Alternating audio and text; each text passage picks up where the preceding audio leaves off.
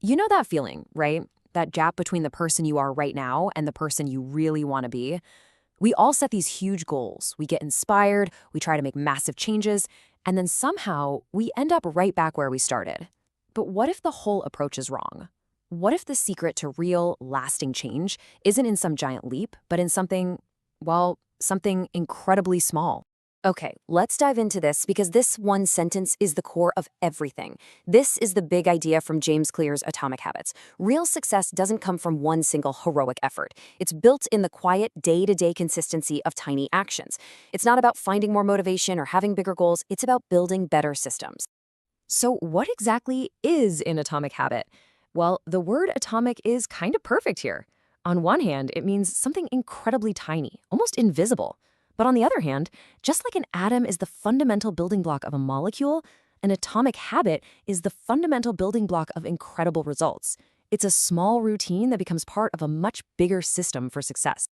Now, this is where the magic really happens. These tiny improvements, they don't just add up, they compound. Getting just 1% better every day, it feels like nothing. You don't even notice it. But over a year, that tiny, consistent effort grows into something absolutely transformative. But here's the catch with compounding. We expect our progress to look like a straight line, right? We put in the work, so we expect to see steady results. But in the real world, the most powerful outcomes are delayed. And that gap between what we expect to see and what's actually happening creates what Clear calls the valley of disappointment. This is that frustrating period where you feel like you're working hard, but going nowhere. And honestly, this is where most people quit. But what you're really in is the plateau of latent potential. Your efforts are building up like pressure, getting ready for a breakthrough. So how do you push through that valley when you can't see the results yet? Well, this requires a really deep mental shift. You have to stop focusing only on what you want to achieve, the outcome, and start focusing on who you want to become, your identity. Let's break that down. See, an outcome-based goal sounds like, I want to run a marathon. But an identity-based goal sounds like, I want to become a runner. The goal isn't just to write a book, it's to become a writer. You're not just trying to meditate, you are becoming a more mindful person. This is so key. True, lasting behavior change is really identity change. And this is just such a powerful way to think about it. Every single time you lace up your shoes for a run, you're casting a vote for I am a runner. Every time you sit down and write one page, you are reinforcing your identity as a writer.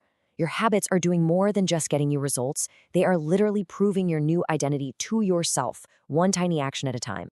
All right, so to build that identity, we first need to pop the hood and understand the engine that drives all of our actions. It turns out our habits aren't really a matter of willpower or character. They're just a simple, predictable feedback loop that our brain runs on complete autopilot. And that loop has 4 simple stages. First, there's a cue, a trigger, like your phone buzzing. That leads to a craving. You want to know who messaged you. The response is the action. You pick up the phone. And finally, the reward is that little hit of satisfaction, which teaches your brain, hey, let's do that again.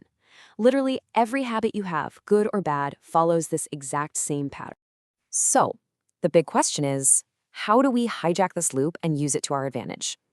Well, the book gives us this incredibly simple, practical framework.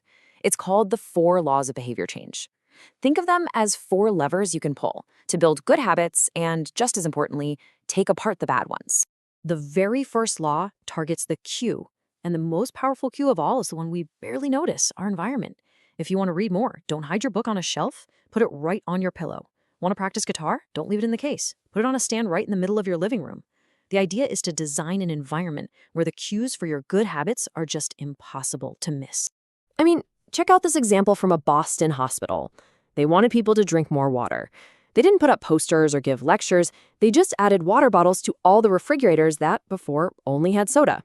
That's it. And the result? Water sales shot up by almost 26%, while soda sales dropped.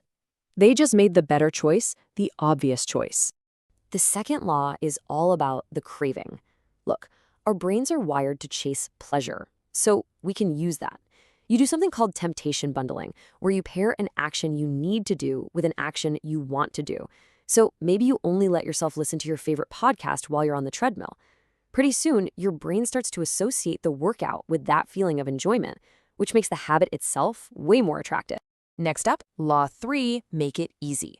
We are all fundamentally wired to conserve energy. That means we will naturally drift towards whatever is easiest. You can use this with the 2-minute rule. Whatever new habit you're starting, it has to take less than 2 minutes. So read before bed becomes read 1 page. Do yoga becomes take out my yoga mat. The point isn't to crush it on day 1. The point is to master the art of just showing up. And finally, the 4th law makes the reward satisfying. Our brains evolve to want immediate payoffs. For a habit to really stick, it needs to feel good right now. This can be super simple. You could put a big X on a calendar every day you complete your habit, or, like this paperclip strategy, you move 1 paperclip from a full jar to an empty one after you do your task. That little visual proof of progress feels amazing to your brain. Okay, so let's circle back to that crucial idea of progress, because even when you do everything right, there's one last mental hurdle, and it's probably the biggest reason people fail. We just don't understand how long success really takes. We want those results now, and when they don't show up, we think we're failing. That valley of disappointment is where the real work gets done. You have to understand that a breakthrough is never a single event. It is the result of all the work that came before it. Think of a stonecutter who hammers away at a rock 100 times without a single crack. Then, on the 101st hit, it splits in 2. It wasn't that last hit that did it. It was all the 100 hits that came before. So here's the ultimate takeaway. You do not rise to the level of your goals. You fall to the level of your systems. When you focus on these tiny atomic habits, you are building a system that makes success pretty much the inevitable outcome. And these small habits, they don't just add up. They compound into something truly extraordinary. The power to completely change your life isn't waiting for you in some big, distant transformation. It's right here, in this moment, in the very next small decision you make. So the only real question is, what one tiny atomic habit are you going to start today?